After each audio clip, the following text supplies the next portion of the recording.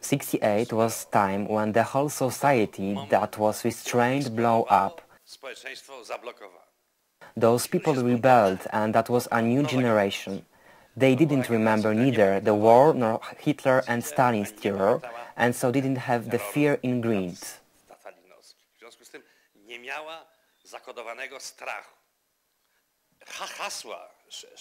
From this point of view, the 1968 slogans are very interesting. With no freedom, there is no bread, independence, with no censorship. There were such slogans like democracy, law and order, and a very important one, press lies.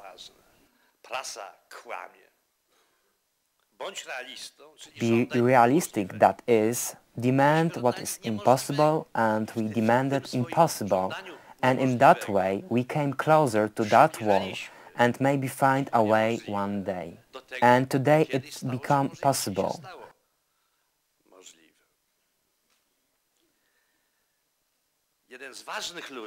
One of the prominent people of the year 68, Stanisław Barańczak, a poet, published a book soon afterwards called Mistrustful and Self-Righteous. It's very important. For us, mistrust was incredibly vital. It questioned all that what communist authorities presented people as being trustworthy, undeniable and obvious dogma.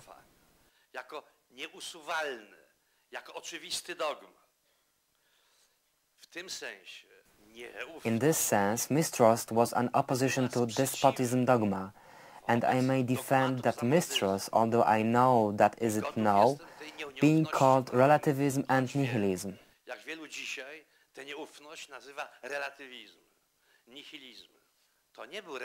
It wasn't relativism and nihilism, nor a belief that truth didn't exist. It wasn't the way of blurring the line between good and evil, as we were told. That was just a deep conviction that no authority could claim the right to own the absolute truth.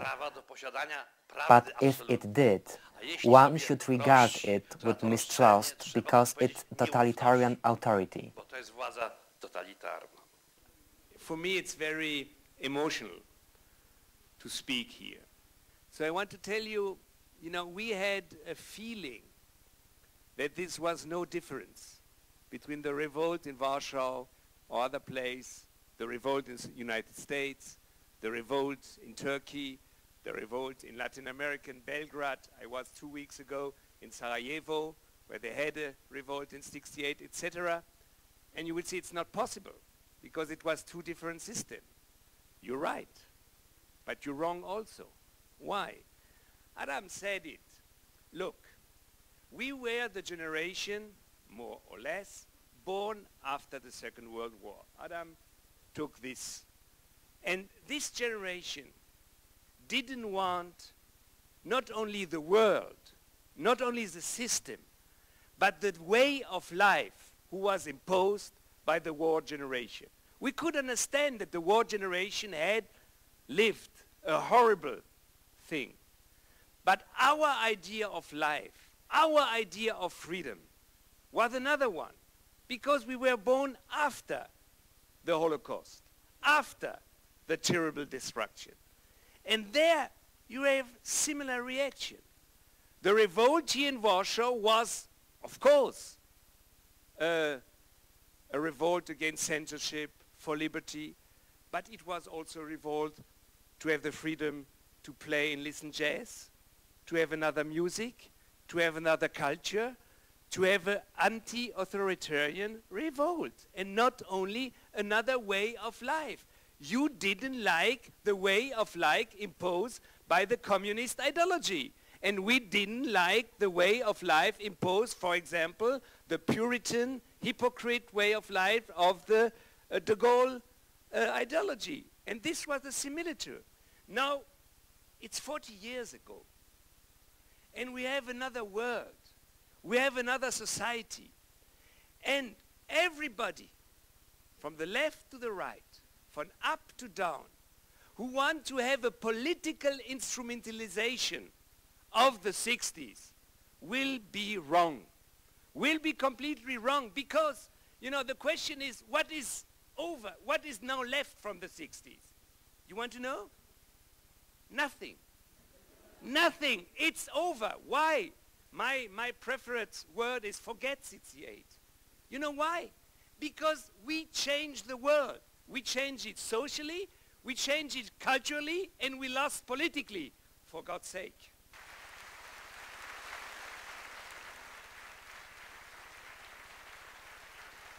You have to understand now, when I talk about now the Western part of the 60s, that the leftist or the left ideology and the communist ideology has been destroyed in 68. It was the beginning of the end of the domination of the French Communist Party in France, for example, in other countries.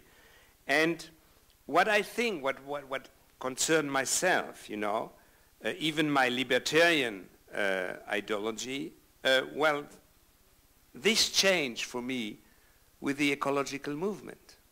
Because the ecological movement and the ecological question was a questioning of the traditional conservative and left ideology, of the conservative and left productivism.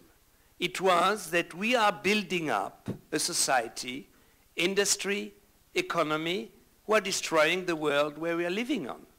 You know, because traditionally left say, vote for us and the life will be wonderful. You have a problem, we have the solution. So tell your problem and we tell you the solution. If we don't have it, we have it. And the conservative is the same. The critique of the traditional left ideology came through the ecology. And it's why today I'm a green. Left or not left, I don't know. By green, for sure. Thank you.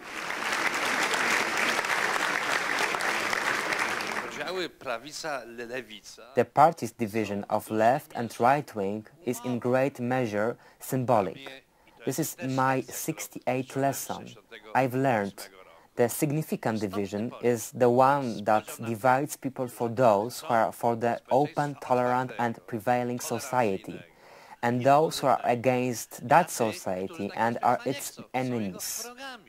I have a question to Danny, which seems quite important to me. Just like you, I have drawn a conclusion from the year 68 that freedom is the most important thing. Okay, but we both know that there is no freedom without the boundaries.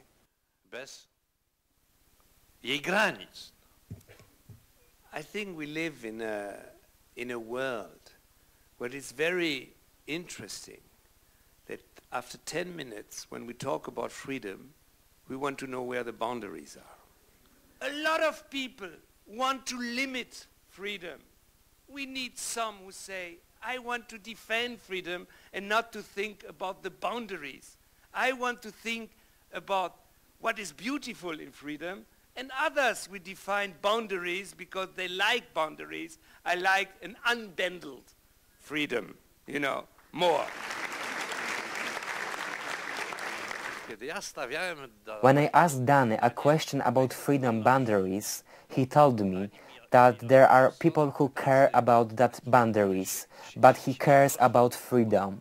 Today we just can reject an appointment insignificant conservative question.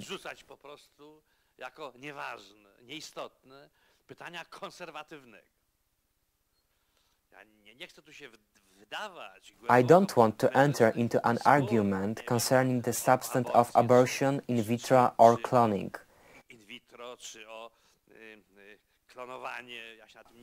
I know nothing about that. I only know that when those subjects arise, you can just say there are no boundaries.